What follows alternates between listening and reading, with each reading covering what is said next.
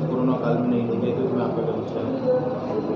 देखिए, वो लोग हर जगह लगे रहे। आप देखेंगे कि ऐसा नहीं है। यूथ कांग्रेस जगह जगह जो है लोगों को राशन भी बांट रही थी, सैनिटाइज़र भी बांट रही थी, मास्क भी बांट रही थी। जो सीमित संसाधन होते हैं उसके माध्यम से उन्होंने काम करने का प्रयास किया। अब इसको आप जो वर्तमान सरकार है उसके साथ अगर जोड़ने का और देखने का प्रयास करेंगे तो उससे तो स्वाभाविक रूप से उनके पास तमाम संसाधन हैं। और संसाधनों की ये स्थिति है कि श्रम और कर्मकार बोर्ड ने तो 450 करोड़ रुपए का घोटाला किया। कुछ अगर इसमें भी चला गया होगा तो स्वाभाविक रूप से उनको किसी गरीब के हित में हो गया होगा। और स्थिति ऐसा नहीं है। इन लोगों की उपस्थिति हमेशा हर जगह होती थी, लोगों को ये अवेयर भी करते थे। लेकिन जब सरकार ही फेल हो गई तो कोई व्यक्ति क्या करेगा। आप लोग जानते हैं कि दूसरी लहर के लिए पहले ही जो है वैज्ञानिकों ने ये कह दिया था कि दूसरी लहर आएगी और ज़्यादा तेज़ी से आएगी, लेकिन सरकार मौन बैठी रही, किसी प्रकार की गतिविधि नहीं की। सरकार अगर चाहती तो मैं समझता हूँ जो मौतों का तांडव हुआ, जो मौतों का खेल हुआ है, उसको रोका जा सकता था यदि स्वास्थ्य सेवाओं को बेहतर कर लिया गया होता। थोड़ी देर के लिए मैं अगर कहना चाहूँगा कि आपका बेस हॉस्पिटल कोटद्वार, जिसको बने हुए लगभग 4.5 साल हो गए, और उसको ऑक्सीजन जनरेशन प्लांट की स्वीकृति के लिए हमारे द्वारा प्रस्ताव केंद्र सरकार को भेजा गया था। आखिर इन 4 सालों में क्यों बनकर तैयार नहीं हुआ। काश कि अगर ऑक्सीजन जनरेशन प्लांट 3 साल 4 साल पहले बन गया होता तो ऑक्सीजन से मरने वालों की जो संख्या असंख्य बनी, उसको कम किया जा सकता था।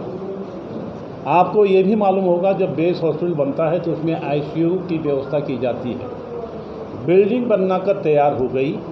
जहाँ पर सुरेंद्र सिंह नेगी ने काम छोड़ा था, वहाँ से आगे बढ़ाने का काम तो वर्तमान सरकार ने, वर्तमान विधायक ने काम किया ही नहीं। आईसीयू की व्यवस्था भी जो है पिछले 3-4 साल में हो जानी चाहिए था। वेंटिलेटर की व्यवस्था वहाँ पर हो जानी चाहिए थी। दुर्भाग्य तो इस बात का है कि 4 साल के बाद भी जो फाइल मैंने यहाँ के डॉक्टर्स की नियुक्ति और पदों के सृजन के लिए, मेडिकल कॉलेज के मेडिकल जो स्टाफ है उसके पदों के सृजन के लिए जो शासन में भेजी थी, तब तक चुनाव हो गया। अगर वो तक इनके द्वारा नहीं की गई, 4.5 साल गुजर गए, लेकिन डॉक्टर्स की नियुक्तियां नहीं हुई, मेडिकल स्टाफ की नियुक्ति नहीं हुई, आपका आईसीयू बना नहीं, आपका जो है वेंटिलेटर वहाँ पर हुआ नहीं, तो आखिर कौन इस सब के लिए जिम्मेदार है। ये बड़ा सवाल है। इन सवालों के जवाब जो है वर्तमान सरकार में विधायक से पूछे जानी चाहिए।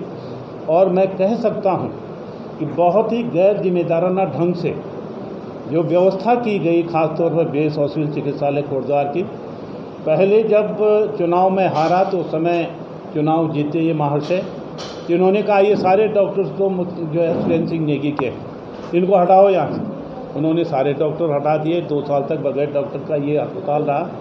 हम लोगों ने इंटरव्यून किया, मुख्यमंत्री से मिले, उसके बाद डॉक्टर का आना शुरू हुआ। अब भी इन 4 सालों में मैं समझता हूँ कि मुझे नहीं लगता है कि 4 बार भी इन 4 सालों में वो हॉस्पिटल में जाकर उसकी सुध ली हो, जबकि उनकी जिम्मेदारी बनती थी कि वहाँ पर आईसीयू बनते, वहाँ पे वेंटिलेटर की व्यवस्था होती, वहाँ पे स्टाफ और डॉक्टर्स की व्यवस्था जो नहीं हुई थी, जिसके फाइल जो है शासन में लंबित है, वो होती, ऑक्सीजन जनरेशन प्लांट लगता। लेकिन कहीं भी दूर दूर तक मैं समझता हूँ इन्होंने जानबूझकर इसको लापरवाही का एक दर्ज झेलने के लिए लोगों को छोड़ दिया।